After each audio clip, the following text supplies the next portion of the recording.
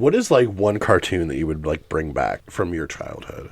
If I could bring back one just like it was, like a continuation of it, Teen Titans. Same, like the OG. Oh, so I loved good. It. Like especially like Robin's descent into madness with Slade. Yep. Such a underrated. That cartoon was killer. A little later. Would you rather, for the rest of your life, watch nothing but Hallmark Christmas movies or horror movies? I know you're not a horror movie person. Yeah, I'm not a big horror movie guy. Most of the motivation behind that for most of my life has been the fact that no one ever wanted to watch horror movies with me because I don't even know how to say this. Like I'm the person that is constantly predicting and like yelling at people in the movie and stuff. So I'm like, oh, don't go in there, you moron. Like, you're going to die. Oh my gosh. It's like, do you remember the Geico commercial where it's like the guy like in the suit and's like, can Geico save you a bunch of money on car insurance? Dude, teens in horror movies make really bad decisions. Yeah. Exactly. I mean, that's kind of my thing about it is like, I don't know. Like I would laugh at inappropriate times during horror movies. I can't wrap my mind around how stupid some people are in them. And, it's like, if you want me to be immersed in a movie, you've got to make things realistic. Right.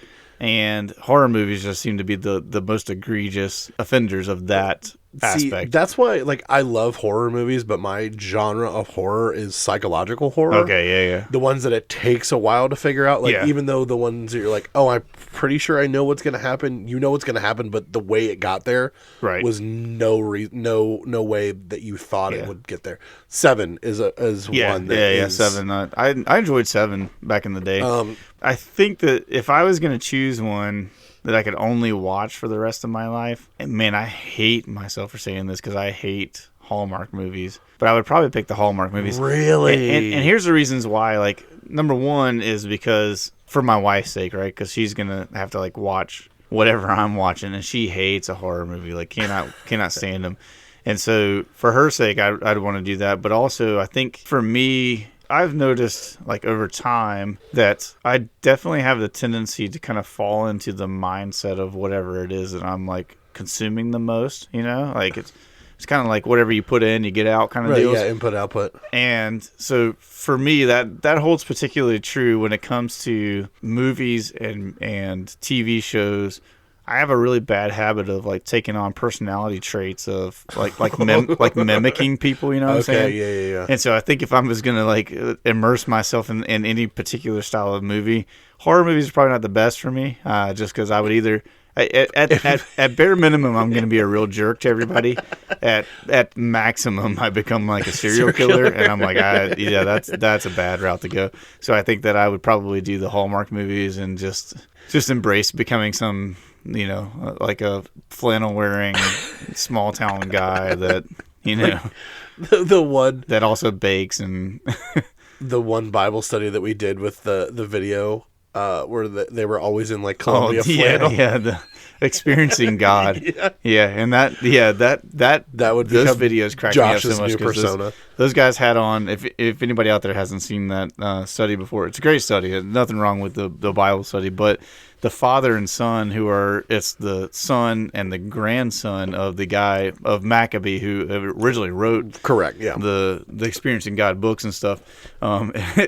It's his son and grandson that are hosting the whole thing, and every single episode of it, they have a combination of like flannel shirt with a vest, zip up, North Face or whatever, Columbia, like whatever zip up vest over top of uber white, along with khakis and stuff like that, and these and hiking boots that have never ever been on a trail before. It's like the guys who buy lifted trucks and they're pristinely clean because they've never seen dirt, never been in the mud. That's what we're kind of like poking fun at. But that would be, I feel like if I watched Hallmark movies all the time, that's who I'd become. See, my biggest problem with Hallmark Christmas movies, it's the same movie every single time. It's just regurgitated. The plot is exactly the same. It's just a matter of big city girl goes back to hometown, falls in love with hometown high school crush. Big city boyfriend who has done nothing wrong comes back because he is concerned about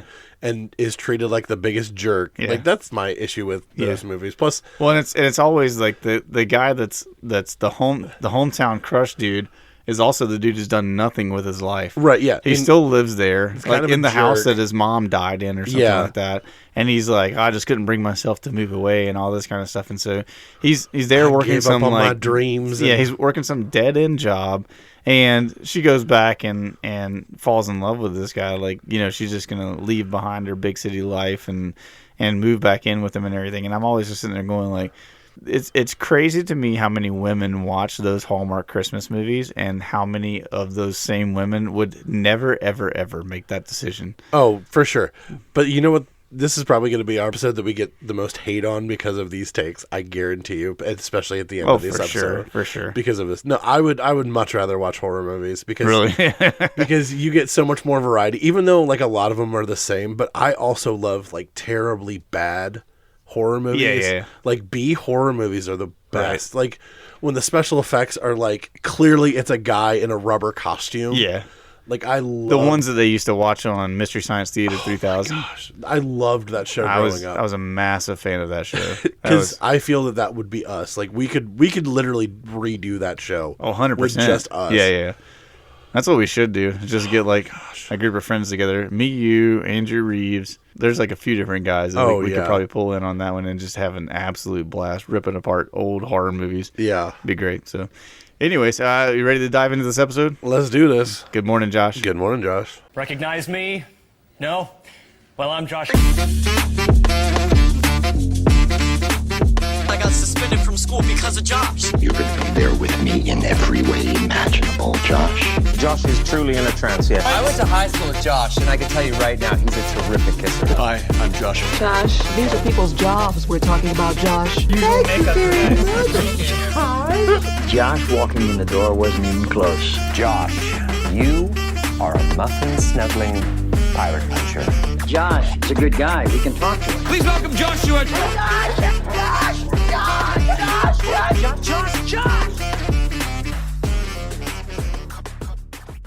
I think I just had a stroke. Do you smell toast? Is that burnt toast on the show? Hey.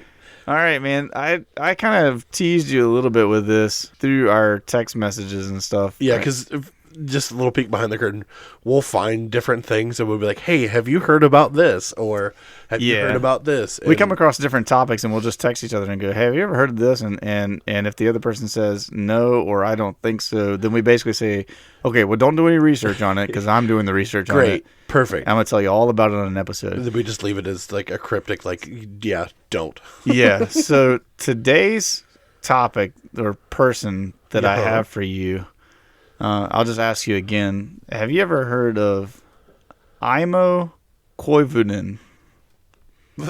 Yeah, no, I'm you're sorry, like, what? You're like, God bless you. I thought your name was Josh. I actually had to put that into, so I had to go on Google Translate. It's a Finnish name. You'll hear more about that in a minute. So it's a name from Finland. I had to go in and put in like Google Translate Finnish and put it into that and have the lady say it so that I could make sure I was saying it correctly.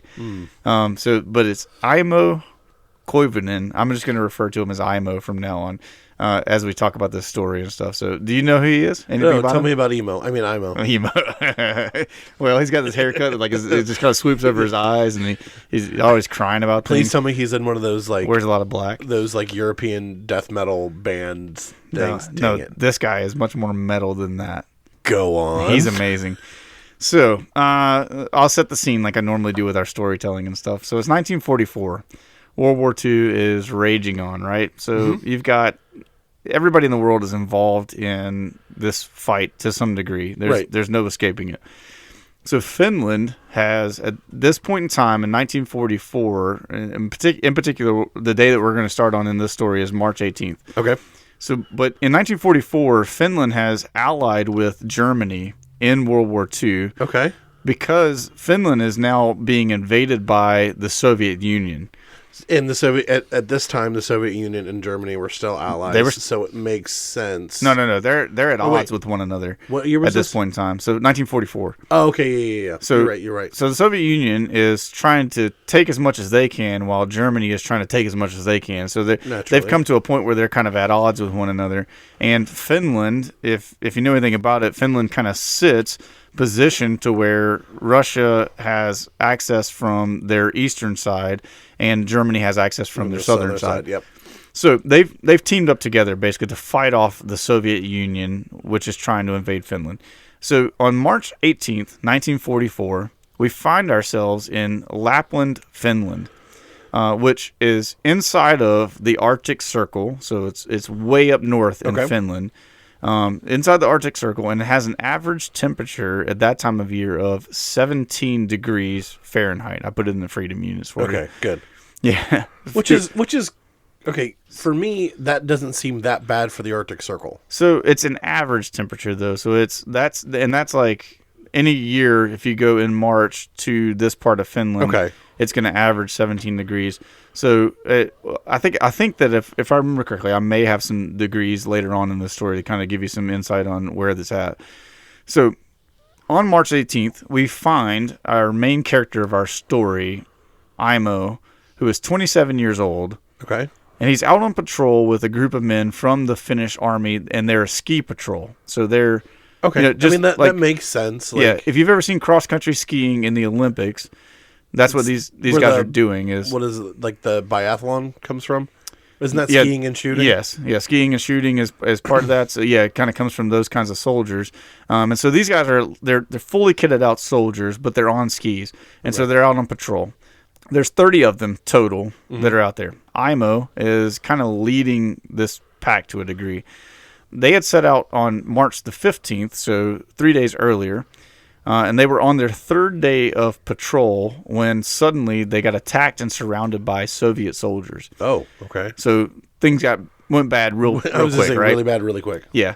So Aimo, seeing the attack and beginning to fight and stuff like that. So the Finnish soldiers are firing back at the Soviet soldiers, but they're also trying to retreat because they realize like we're way outnumbered, we're surrounded, all this kind of stuff. Because you said there was how many of them? There's 30 of them. Okay, and then they get surrounded. Okay. And we don't know how many of the Soviet soldiers there were at that one spot where they got ambushed, but we know that they get surrounded.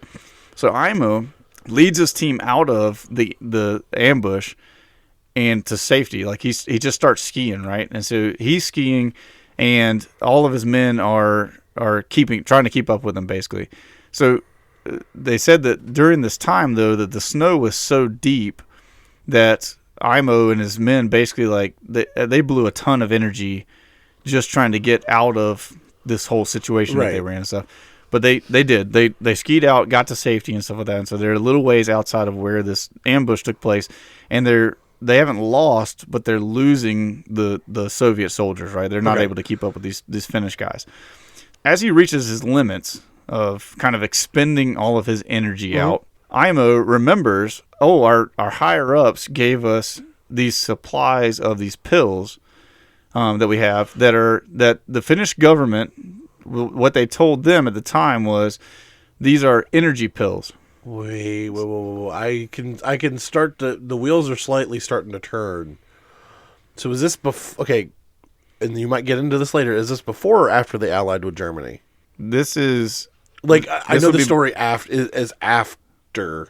I believe this is after they've allied with Germany when because things took a turn eventually where the Soviet Union and Germany were at odds. Well, right? I was just but there just, no so just the context but the Finnish guys, yes, the Finnish guys are allied with Germany at this time. Okay, so right, so you're starting to put some things together. Yeah. Now, yeah. What the leaders had told Aimo and his men, so they gave them 30 of these pills, one for each man, and they told them these are energy pills, and they called the pills Pervitin was the name that they gave to him. And so as Aimo is getting to the point where his energy has been expended, right? He's worn out, he's exhausted from just trying to lead his men out of this ambush and stuff like that. Sure. He thinks back and thinks, oh yeah, we've got these pills. He happened to be carrying the entire group, all 30 of them's pills with him. And so he thinks, they told us just to take one and it would give us a boost of energy. I'm just going to take all of them. Stop. So Aimo takes all 30 of the Pervitin pills that he'd been given, and oh boy, did Aimo get a spurt of energy. I bet because it turns out that Pervitin was the Finnish government's name for methamphetamine, which is commonly known as meth. That's why I asked if this was before or after, because Yes, sir. Germany was doing tons of experiments with amphetamines and Yes. Yeah. all the uppers to make their soldiers. Oh, and when we say up, Aimo went to the moon. Oh yeah. So, kids, we're going to take a pause here for just a second. And we're going to give a little PSA. Drugs are bad. Okay. Drugs are bad. You should not do drugs, especially anything along the lines of meth, crack, cocaine, anything along those lines. There's going to be plenty of good reasons that you're going to hear from this story as to why you should not do that. Yes. So we're just going to be very clearly, we do not condone in any way. Not in any way, as a matter of fact, shape, or we would go form. the opposite direction and say you should never, ever, ever, ever, ever take methamphetamines or anything along these lines, okay? So what we're going to tell you about Aimo here in this story gets outrageous, but don't take any of this as a good thing, okay? That's our PSA. Yes. We've said our piece about you should Hugs, never, not ever, ever, drugs. ever do this, right? If you need a good reason, just look up pictures of the effects on meth on people and look at their hair loss and teeth loss and all that kind of stuff. It really jacks you up. Don't ever, ever do it. Okay, here we go. Okay, back to the important things. As you might imagine, Aimo begins to ski Super fast. really fast. For a very short amount of time, Aimo's men were able to keep pace with him. But the Soviets could not, and they fell back real quick, right? So, So they lost the Soviets, and then he lost his men. Because his men were like, we also cannot keep up with Aimo anymore, who has become something more than human. So it turns out, after skiing for quite some distance... Do you have a distance? Oh, yeah, I'm going to fill you in on a lot of things here. Okay, good. So after skiing for a distance, right, and his men getting tired out and not being able to keep up with him, Aimo blacked out. As Now, one does when they ingest 30 pills of meth. However, this is not blackout like we typically think of blackout.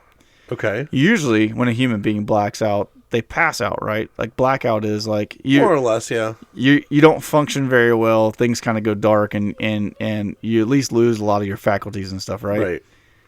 Right. Not with Aimo. Aimo blacked out and kept on skiing. When he finally came to his senses the next day, he realized that he had skied 100 kilometers, which in freedom units is 62 miles, that he skied, cracked out on meth. And that is just the beginning of what Aimo did while he was high on the supply. That's what? The equivalent of almost 3 full marathons? Yeah, almost. Like, Yeah. I mean, that would be like, what, 70 something? So It'd be closer to 69 miles and some change would be 3 full marathons. So just He's- under 3. He was just shy of 3 full marathons that he ran over the in less than 24 hours, or he skied in less than 24 hours. Jeez. So Aimo, when he comes to his senses, he realizes, okay, I am, at least in his estimation, 60-something miles away from where I was with my men. Right. My men are no longer around. I have no food and no ammunition left for his gun. So he is... Wait. Yeah, he shot all his ammo fighting against the Soviets before they took off. Before pre-meth. So, yes. So he now has no rations, no ammo for his gun.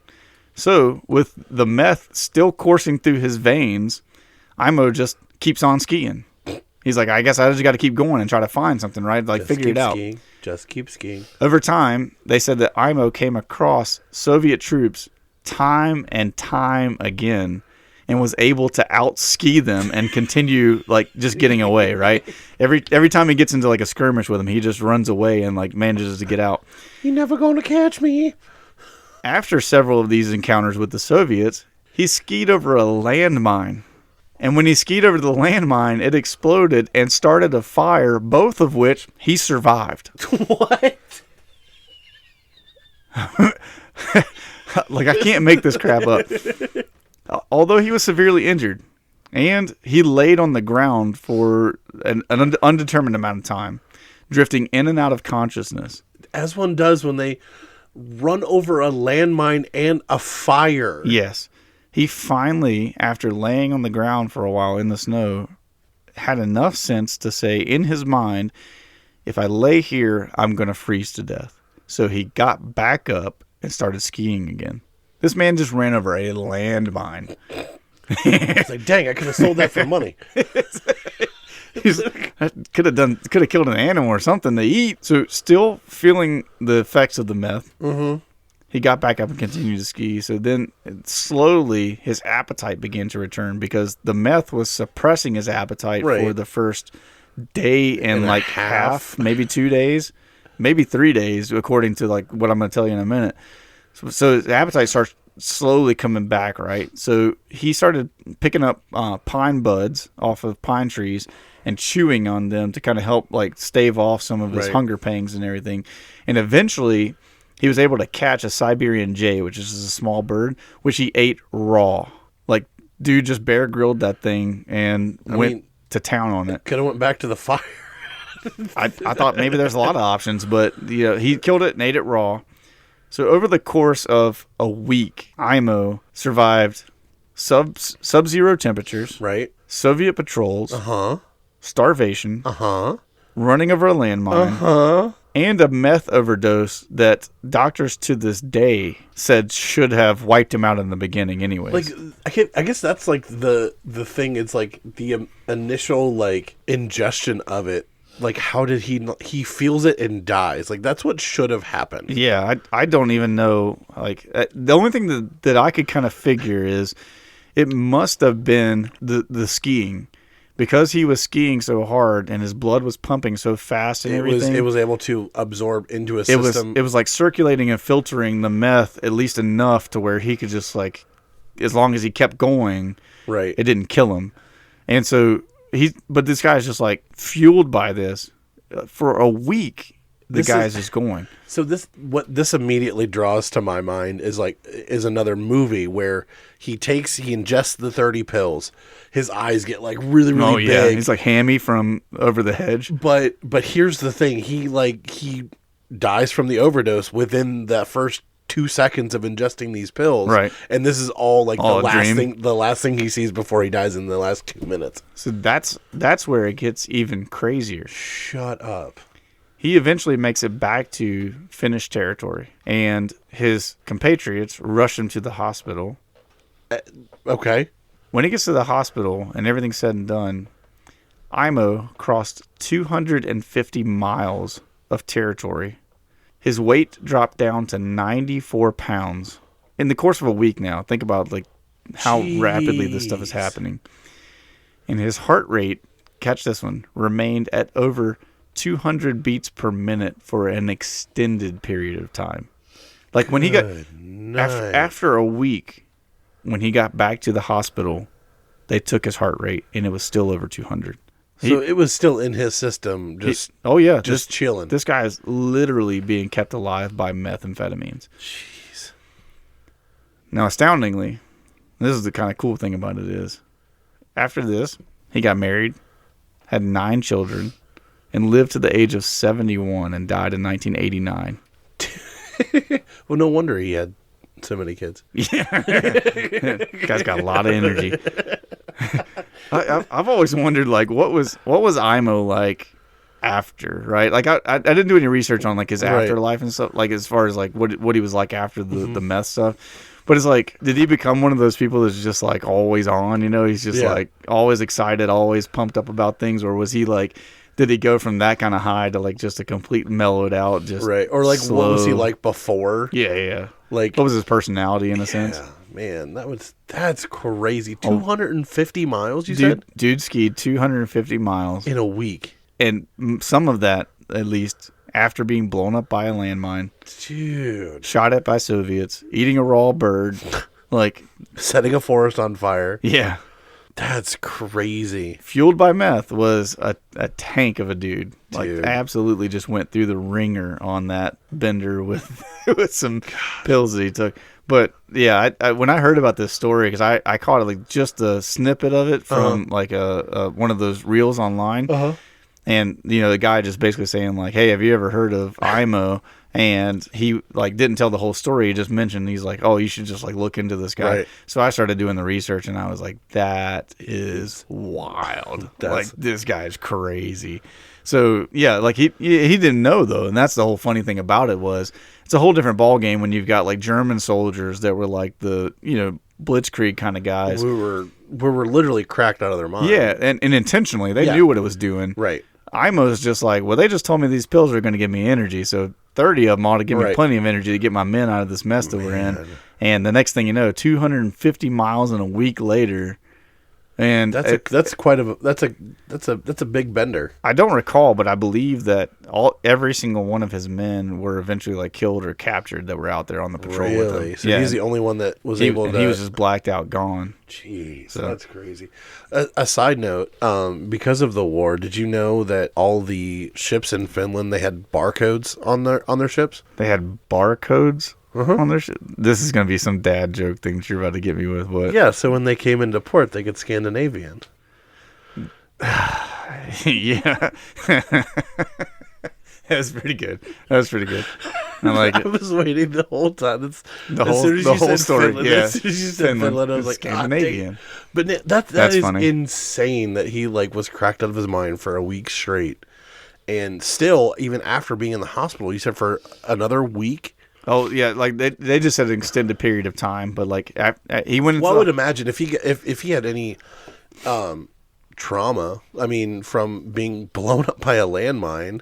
Oh, I mean, I would imagine. Did it say like what injuries he sustained or anything? Or I read like 3 different articles on this, okay, and none of them ever laid out exactly like what injuries he had. They did say that he was injured, right? Well, and it's also a product of the time. I mean, records during wartime weren't great. Well, especially during wartime. I mean, you never want to release your casualties or anything, your numbers or but sustainable injuries. So I didn't see like exactly like what injuries he had and stuff, but.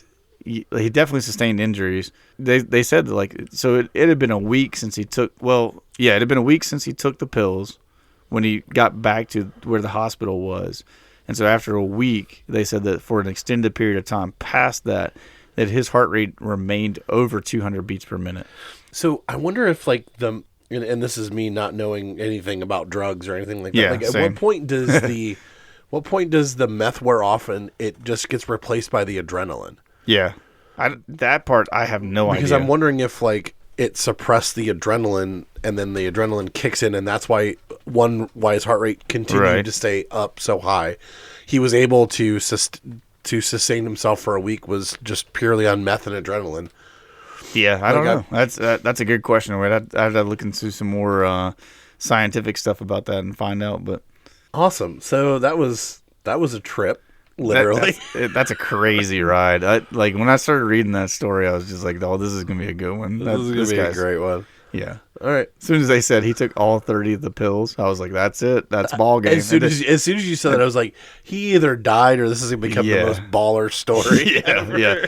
So he became pretty much a superhuman kind of soldier in that sense because of it, and the literal winter soldier. I'm sure he was very glad that he used them to get out of that situation. I'm sure that he was probably feeling some crazy effects afterwards. Oh, I bet. Yeah, it would have been a week-long bender on that, man. And then coming down from that, but like it just goes to show you, at least I mean, they were well versed in skiing, and while the Russians were probably just too busy ice skating, playing hockey. So. Yeah. That's why they couldn't keep up with him. Well, because you said that like they were falling back even without before he took the meth. Yeah, so they weren't really like falling back, but they just weren't able to keep up with him and the soldiers. A good pace. Yeah, the Finnish guys were, I think, probably just a little bit more adept to the skiing and in that snow and stuff like that, and so they were just making headway on him. But then, like when he took those pills, it was like game over. No one keeps up with him. Like, Usain Bolt on skis is not even close. Like, Usain Bolt with the ability and the endurance of like those Kenyan runners. Yeah, that's wouldn't even scratch the surface on this guy. I mean, you just think about like.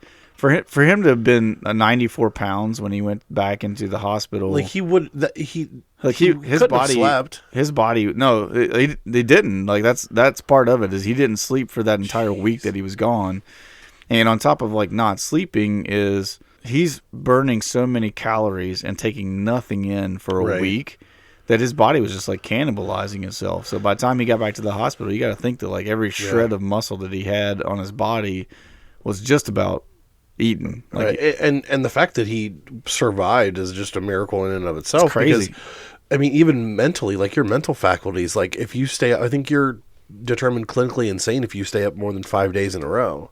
yeah. Like 5 days without sleep, like you're considered clinically insane. And you think about, I mean, I was like running through all the different scenarios and stuff of like, you know, okay, he lived to be 71 years old. Right.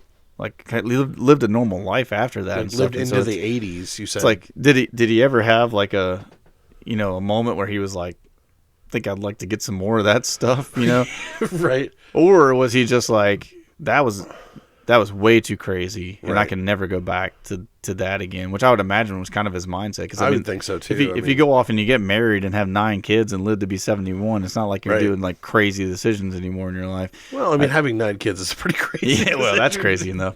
But that's just kind of, in my mind, I was kind of thinking like he must have just kind of embraced and said, okay, I like what some people do throughout their 20s and sow their wild oats and everything. He's like, I did it in a week, Yeah. and I'm done. I don't I want was anything to do 18 with that or anymore. whatever. So very interesting guy. I need to look more into his like post-war Right. life and what it was like, because he died in '89. Man, I was 7 by the time he passed away. I So. was to say I was what, 3? Yeah, you're just a little baby, Josh. Well, that kind of brings up a follow-up question. What's the longest you've ever stayed up in a row, like consecutively? Longest amount of time I've ever stayed up straight. It's not crazy. It's like 36 hours. Okay, I think I'm just ahead of you at like I think almost 48. Yeah, I think between there may have been a time that I was up for longer than that, what I'm recalling, but I know that like for youth lock-ins that we've talked about before, my typical routine was that I would wake up somewhere between like 9 and 10 a.m. on a Friday and not go to bed until at least 7:30 p.m. on Saturday night. Right. So usually around like 36 to 40 hours was about like Yeah. a normal time for me to force myself to stay awake so that I could get back on a normal sleep routine and stuff. But yeah, I think the most I've consecutively stayed up I think is right about that 48 hour window. yeah. I think I've gone like over the course of the week I've had like maybe there was a week where I had like maybe 16, 17 hours of sleep over the course of a week. That's crazy. And that was when I was working for Chipotle. Like I would work like 16-hour-ish days, and Yeah. some days it's like not worth going to sleep because of like closing the store, driving home almost 45 minutes to an hour, Right. showering, sitting down at my computer, and then going right back to work, like because of opening the next day. And Yeah, that's nutty. but nothing like being methed out for a week. Yeah, no, nope. I've never scratched the I could have surface of made that. so much chicken. No, I've always been like a 8-hour night guy. I don't know what it is about the way that the Lord wired me or designed me and stuff like that, but I've always had to get at least 8 hours a night, or I feel miserable. So See, if I get anything more than 8, I can't function. I'm tired again. So nowadays that's how I've gotten to be. When I was younger, like from the time that I was a teenager until I was probably in my early 30s, I could sleep for 12 hours a night, Right. and it wouldn't bother me at all. Right. Like Now if I do, I'm real groggy and I'm stiff and stuff. So my good threshold is like the 6-hour mark. Like Yeah. if I can get like at least 6 hours of sleep, I'm golden. Brooke functions like that. She's like a 6 hours and she's great to go. Me, I still need 8 hours. If I get 8 hours, I'm solid. Every hour that I get less than 8 hours is more people don't want to be around me. That's fair.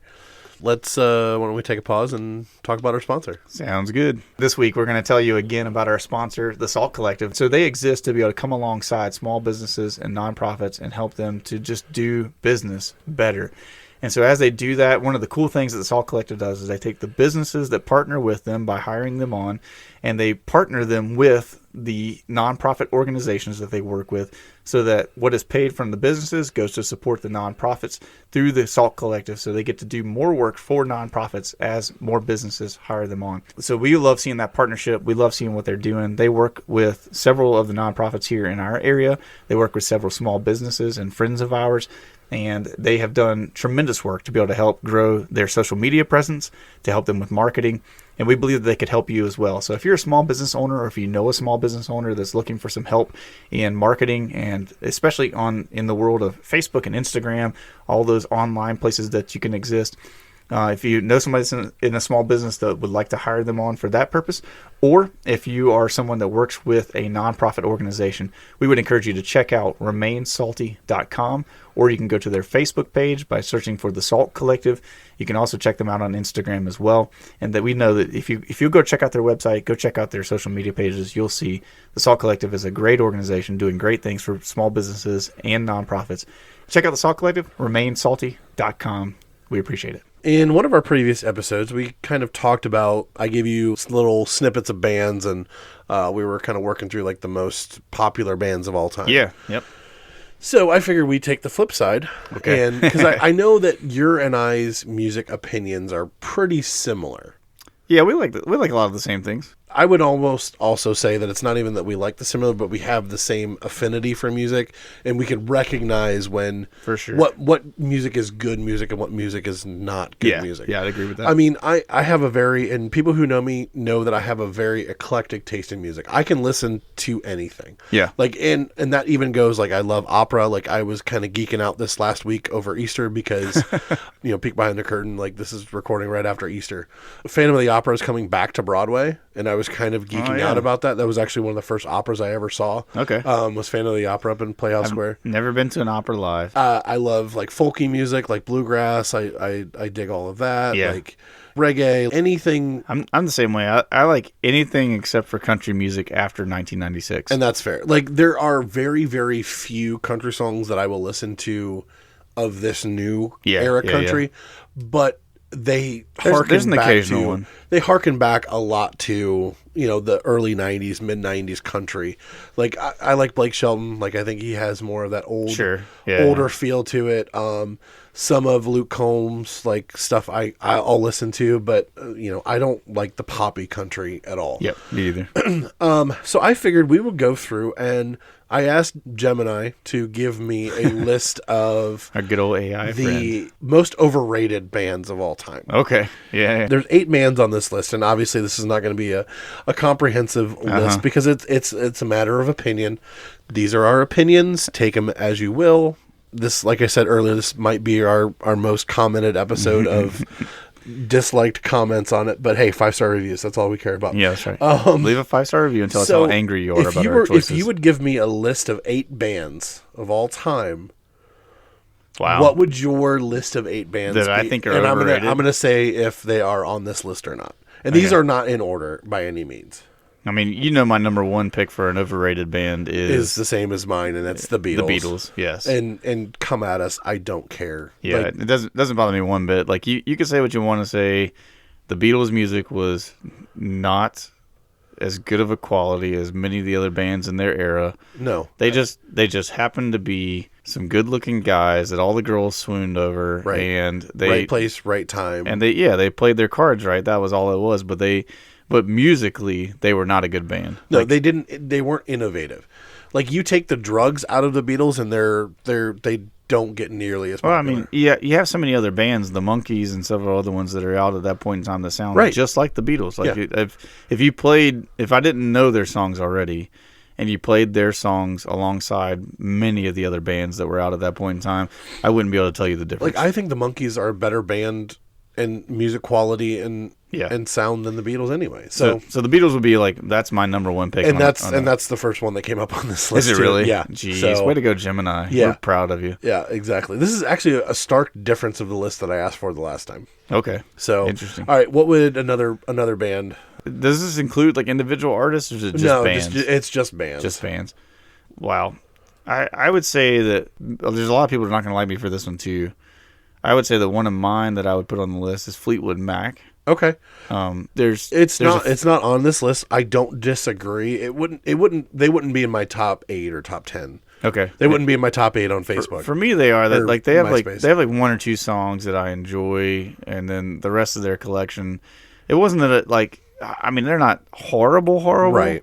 but overrated is what I would say. Like Yeah. they just weren't good enough to get the clout that they got and stuff. So that I would say Fleetwood Mac would be on there. I would say with Fleetwood Mac, like you have a lot of people who they know their popular songs and that's it. Yeah, Like, they're like top 3 songs or whatever. Yeah, like mine in my same vein would be Leonard Skinner.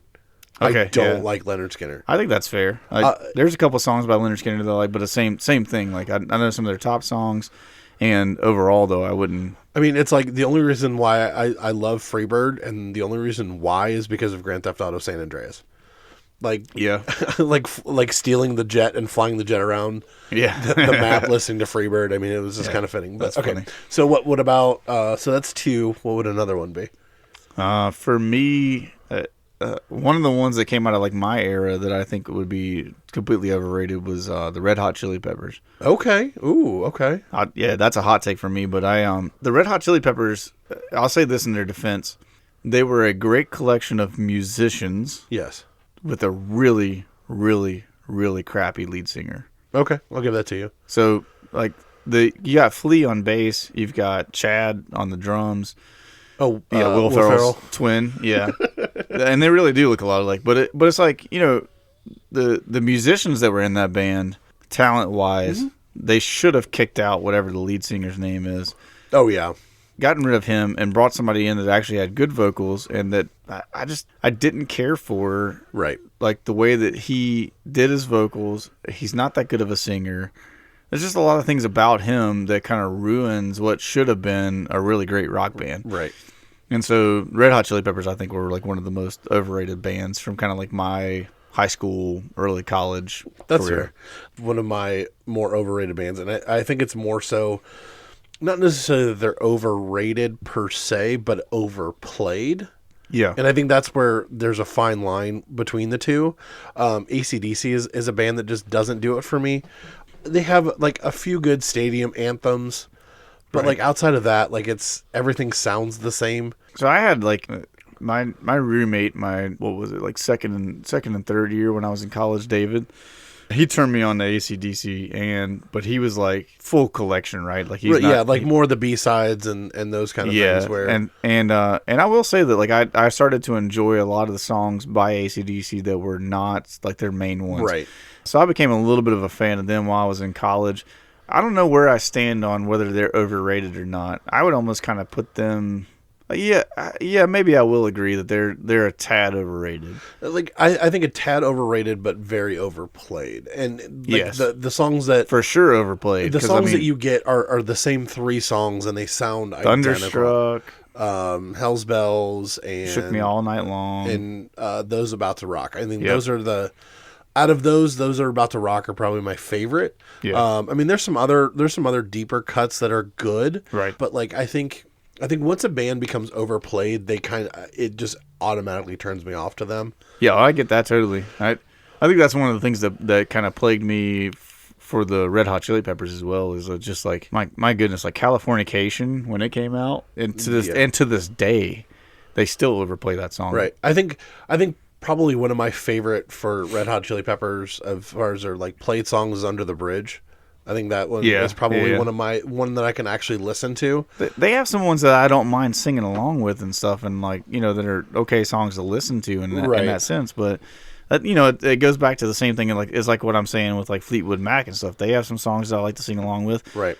But they got way more. When I hear hype. Landslide about 4 times an hour, gosh, like I'm dude. sorry, but And I did not think Landslide deserved as much attention as it got by a long shot. But anyways, yeah. So those are good choices. I think I was just saying, do you have any others that you would consider overrated before we kind of delve into this list? Because none of these that we've talked about have been on this list so far. Other than the Beatles, yeah. One of them I know you're not going to agree with. You're going to have a hard time.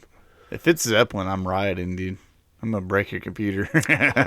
Hey, it ain't me. All right. So let's roll through the list. Right. I want to see what Jim and I had to say. So obviously number 1 was the Beatles. Yep. Number 2, the Rolling Stones. I know they were actually on the list of the most popular bands.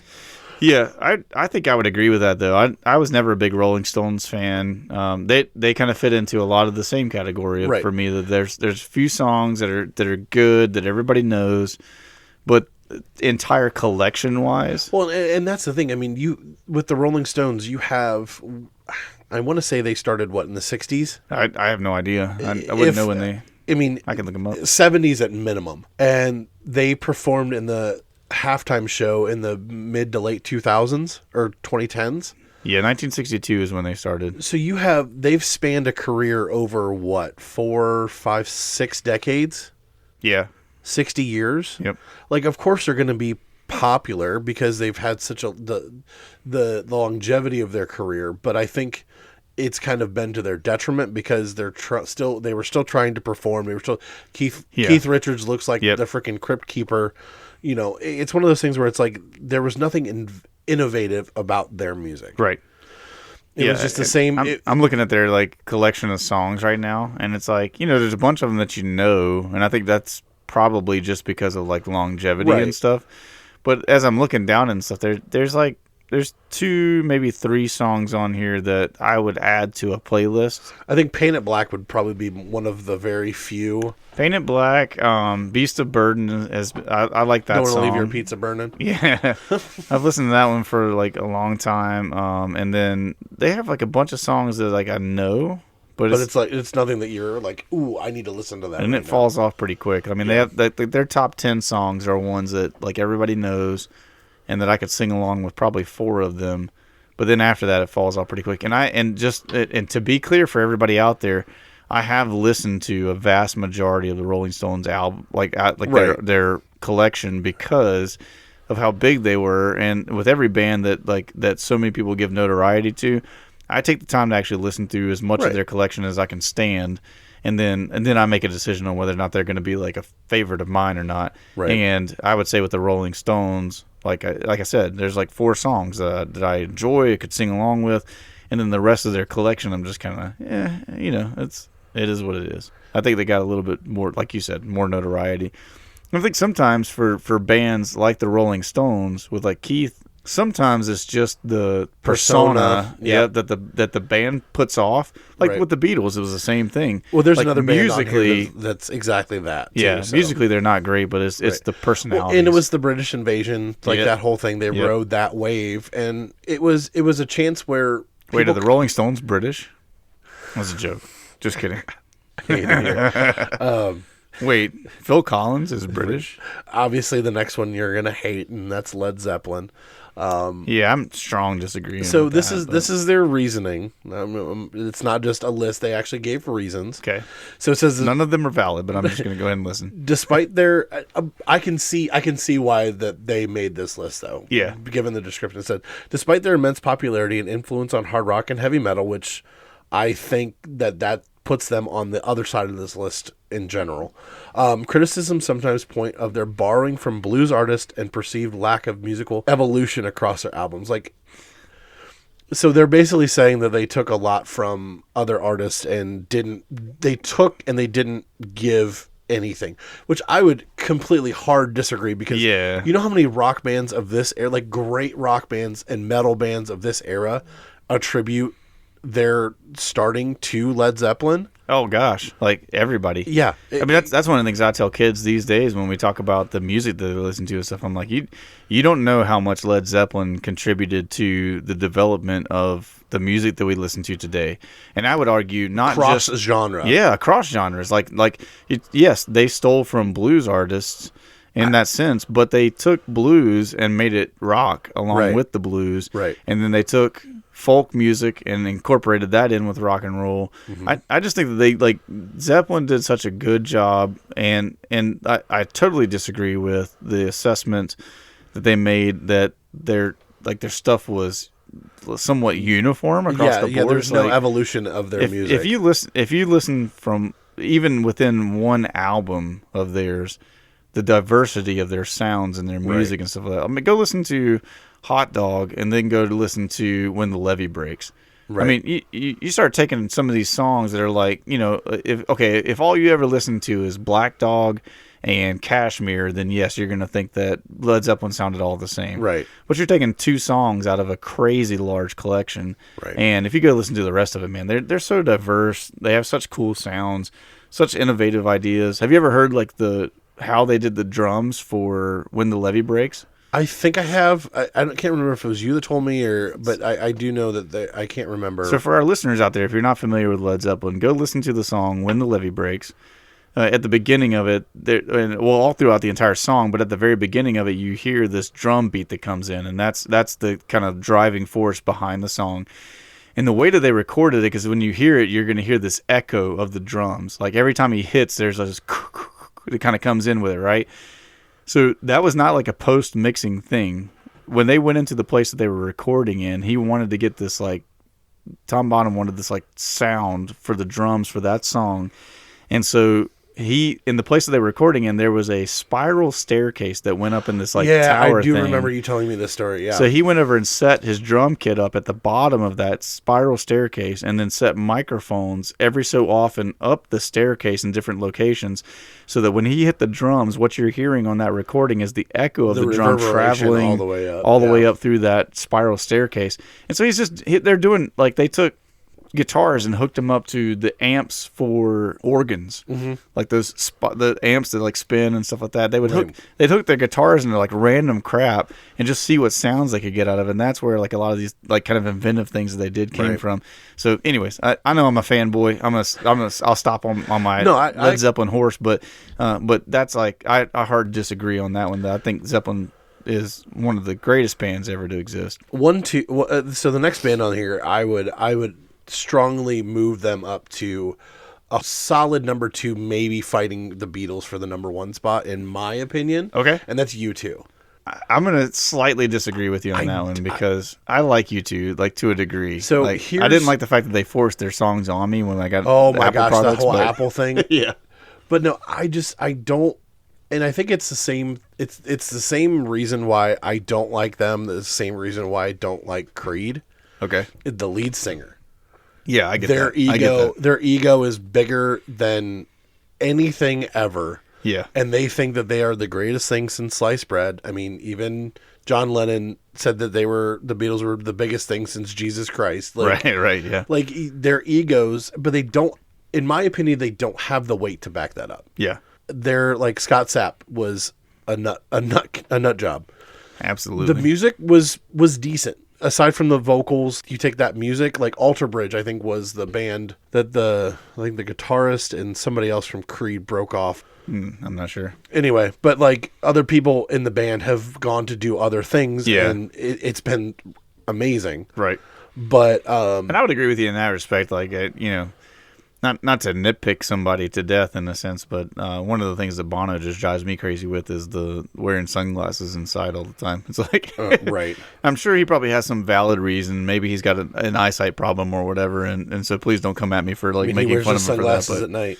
Yeah, but he wears sunglasses all the time, and that just seems pretentious, But right, yeah, it's just one of those things. Where what if we find out like later on he was blind the entire time? And I'm gonna feel really crappy about things. But so who's next? It was Creed. Okay. I had to look that up because I was like, I swear it was. But went to Alter Bridge. Yeah. Another more modern example. Imagine Dragons. I'll definitely throw in on Imagine Dragons being overrated. They not that they're a bad band. Like they have some songs, like the Stinking Thunder song everybody knows, and oh my God. Got played to death, and then brought back to life and played to death.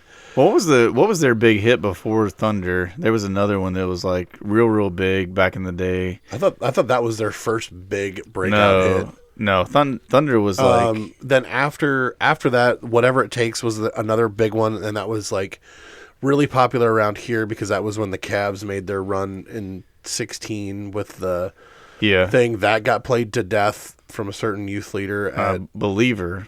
Oh. That was their big hit like back in the day. Yeah.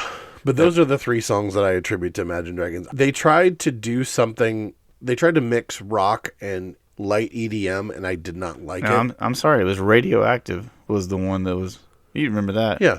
Radioactive was 2012. That was their big hit that came out first, and then 2017 was Thunder and Believer both came out at the same time, like around the same time. So okay, those were the So, but I'd agree that Imagine Dragons definitely got blown out of the water for somebody that wasn't like that great Right. at music in that sense. And this next band we talked about, and it's a hot button topic for a lot of music people. Yeah. Nickelback. Yeah, we've talked about this before. I don't mind Nickelback. We both like Nickelback, so it's kind of hard. They have some really good songs, like some really fun songs. And I think in this case, Nickelback is probably the most underrated band because Nickelback is the band that everybody loves but loves to hate. Oh yeah, Like in public, you say I hate Nickelback, and then in private, you're jamming out to their song. Everybody's singing along with that stuff, and so it's I think that if anything, Nickelback has to be put in the underrated category. Yeah. See, and I think we were talking before we recorded. It might be in one of the little snippets before recording, but like the playlist that I have for my new D&D character. Yeah. There's a sea shanty version of Rockstar. Yeah, that's great. It has Nickelback in it. Like, oh, really? Yeah. So like it fun. features Nickelback in the song. Okay. So like even just fun little mixes of that. So going back to bands that were notable for their performances and their personas. Kiss. Yeah. Kiss is like the number one for the performance thing, and it's like, and I think their music is not great. Their music is not terrible. No, but it's like right in line with like Fleetwood Mac and stuff in that sense, as far as like music quality. Yeah. I think they're like, they're fine. Yeah. But overrated. Like for completely sure, overrated. For sure. And my biggest issue with Kiss is the fact that for so many years, the original band was never on tour. Really? Yeah. Oh, there's a whole thing about like when they would go on tour. They were just putting people in makeup, and that's why they do the whole. That's interesting. Yeah. So, Fakers. Yeah. It's one of those things where I might look more into that. And so along those lines, let me ask you this. How do you feel about Gorillaz? Okay. Because I like Clint Eastwood, some of their songs from back in the day. Yeah. I enjoy listening to Gorillaz, but how do you feel about like their whole like you go to a concert and it's like watching video screens and you're watching cartoons on a screen doing that concert? I mean, I know there's a live band behind the music and everything like that. Like that whole persona is a little bit weird to me. Like I think it's a modern version of Kiss. Yeah. Like, anybody could have been Kiss. Like I think I don't want to say like at any point in time, I think there was maybe one or two original members of Kiss that would perform live. Interesting. Especially like when they got in the later years and things like that. Like it was more so just performers that would like essentially cover bands that they would pull people from. But going back to the Gorillaz thing, like I wouldn't want to pay money to go to that show. Okay. I would. Oh yeah, for sure. No, I would much rather watch like I would watch an animated concert like on YouTube or Netflix or whatever. Because they came to Raleigh, North Carolina when I was in my 20s. Mm-hmm. And when I had first kind of discovered them and stuff, and they came and did a concert, but I was like doing some research on it, and I'm like, you're telling me that I'm going to pay money to go watch a screen? Right. With music like blaring through the speakers, and I'm like, I don't think that's my thing.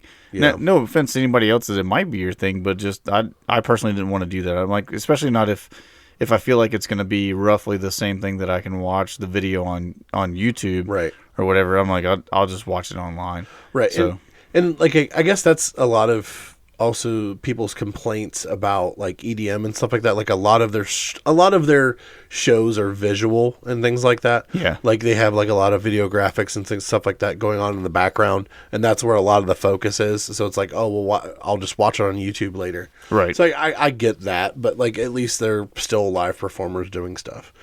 Do you know the Gorillaz started in 1998? That's how old they are.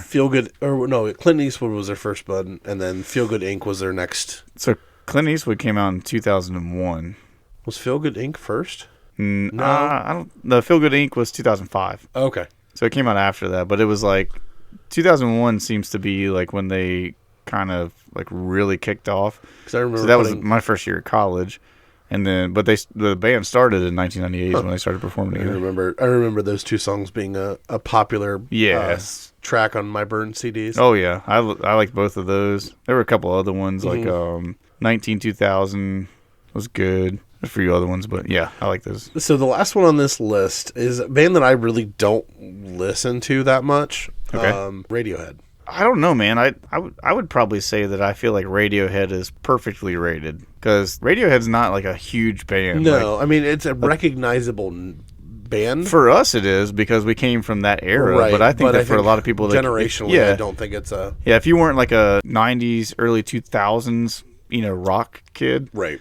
Like we were, then I don't think that people know who Radiohead is all that much, and I don't think that like culturally, I don't think that they ever were like that big of a band. Like as far as like, nobody's out there going, "Oh, Radiohead was the greatest band to ever exist," and, right? In mankind in that sense. And so, I would say that they're perfectly rated. They were a good band. They had some great songs. I saw them in concert one time along with Stone Temple Pilots, and I thought they were great in concert. Right. I didn't have any complaints about them. See, and I almost want to say that genre of music is probably one of the easiest to like poke fun at. Because of the they all sang the same, and you couldn't really understand. Yellow Ledbetter, but with different stuff behind it, Right. Like Bush is in that same. Oh yeah, like, it was all like late 20 to early 30-something-year-old white guys that sounded like they had cotton balls kind of like under their tongue while they were trying to sing.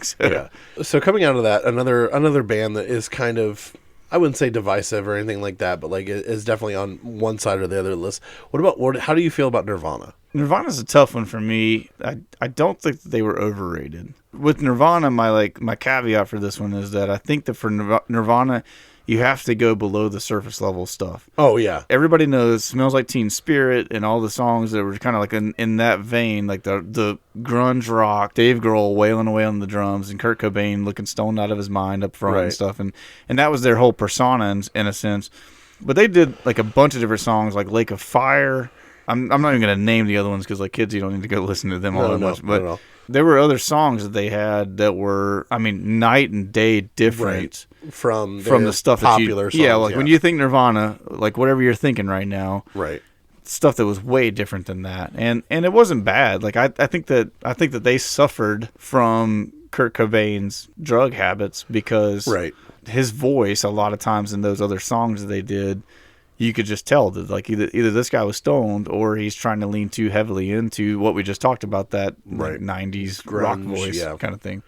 But no, I mean I thought Nirvana was, I actually liked them a lot. I listened to a lot of their albums when I was in high school and stuff, and so I think that they might be slightly overrated.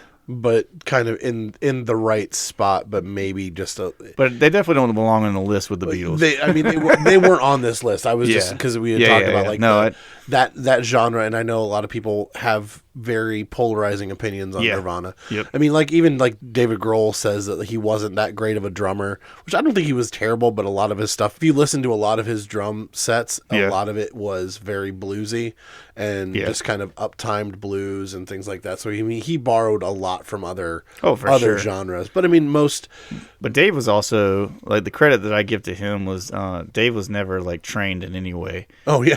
He taught himself to play the drums. Right. Was the drummer for Nirvana, and then when Nirvana dissolved, the first Foo Fighters album that ever came out, Dave Grohl played every instrument and sang. Like he did everything for that album by himself. Really? And he's never been trained. He taught himself how to play the guitar, but he's literally said in interviews before, he's like, no, I don't know the notes.